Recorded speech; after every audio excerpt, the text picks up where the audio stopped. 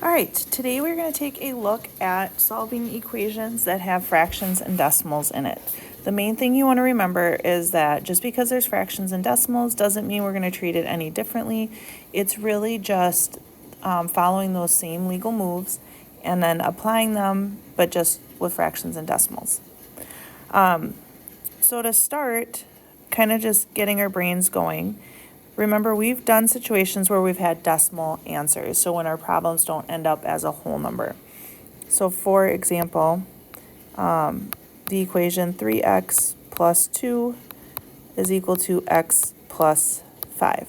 Now, I could do this with triangles, right? So we would have our 3 triangles and a block of 2 is balanced with a triangle and a block of 5. And then I could think about what are my legal moves. So is there anything I can combine on both sides? No. So now I can take things off of both sides. So here, there's triangles on both sides. So I'm going to take off one triangle from both sides, leaving me with 2 triangles and a 2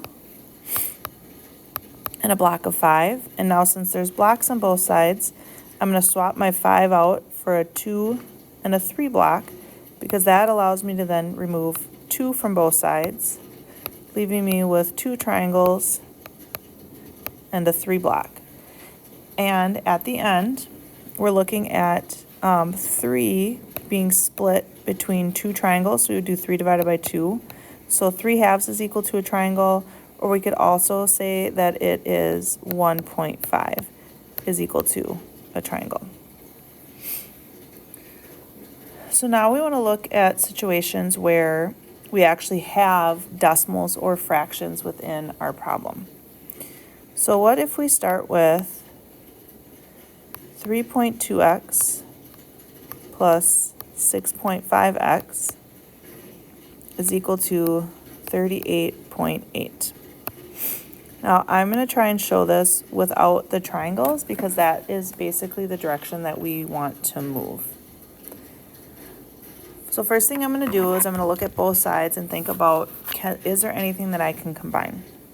So here we can see that I have x's and x's, so I can put those together. So I'm just going to take 3.2x and add 6.5x.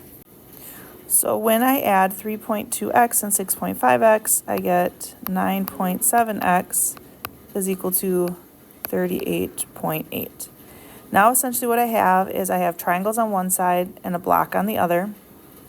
So I need to get rid of the split the triangles, right? So just like we did on this last problem where we had the 3 block divided by the 2 triangles, I'm going to apply that same strategy here. So I'm going to take that 38.8 block right here and divide it by our number of triangles, which is 9.7. So I'm going to take both sides and divide it by 9.7, because essentially in an equation, if I do something to one side to keep it balanced, I'm going to do it to the other side. And by dividing 9.7 by 9.7, I get 1. So we're left with just that x. And then I'm going to take that 38.8 and I'm going to divide it by 9.7, and I get an answer of 4. Now what I want you to do is I'm going to have you pause the video, and I want you to try this problem on your own.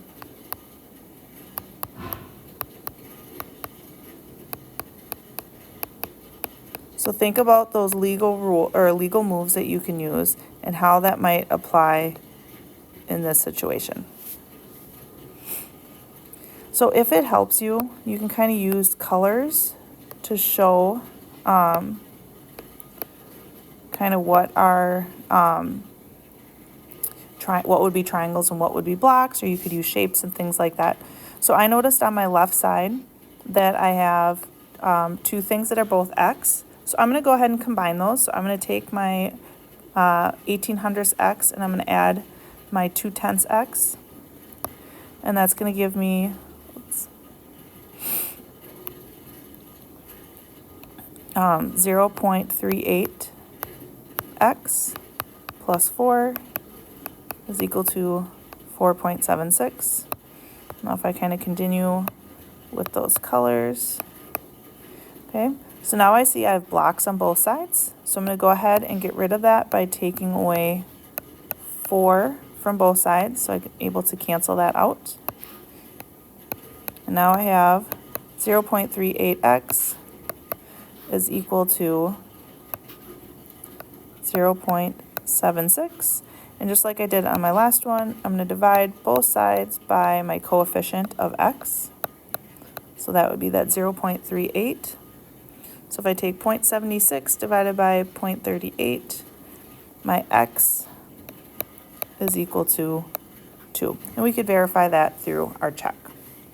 So it's just applying those legal moves. I'm combining x's where I can, and I'm removing the same thing from both sides. In both of these examples, there haven't been any x's to remove necessarily, but you can see that we can still remove those same values. All right. So what happens if we have fractions?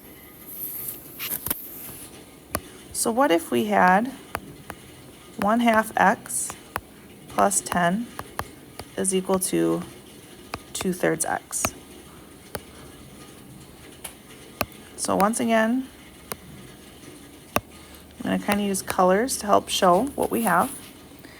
Now this time we have x's on both sides. So this would also apply if we had decimals. So I want to take away some x's, essentially getting it so there's only x's on one side.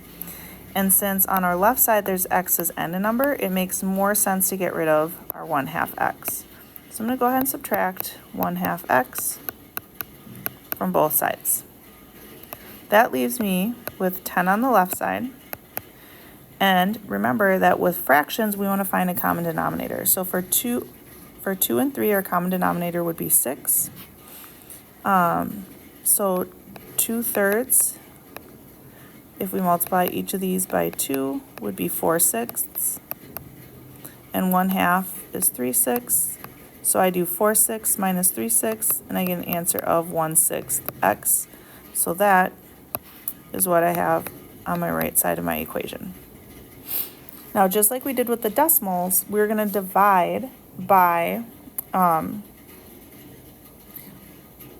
what's with our x, or our coefficient of x. So in this case, our coefficient is a fraction. If you remember, when we divide by a fraction, we end up multiplying by the reciprocal. So I'm going to take 1/6 and I'm going to flip it over, which is going to be 6/1. So I'm going to take both sides and multiply it by 6/1. And then we have 10 times 1 is 60, and 1/6 times 6/1 is just x, so our answer would be 60. All right, so now what I want you to do is I'm going to have you pause the video, and I want you to try 3/2 x plus 15 equals 25 on your own. All right, so in this problem, instead of x being on both sides, we have number blocks on both sides. So the first thing I'm going to do is I'm going to take away 15 from both sides, leaving me with 3/2 x equal to 10. And I'm going to divide by that 3/2 x, but remember that means I'm going to multiply by the reciprocal. These end up canceling out, and I'm left with just x. 10 times 2 is 20. 1 times 3 is 3. So our answer would be 20/3, or you could change it into an improper fraction, but for the purpose, or not improper fraction, a mixed number, but for the purpose of what we're doing, since 20/3 can't be simplified, we would actually just leave it as an answer of 20/3.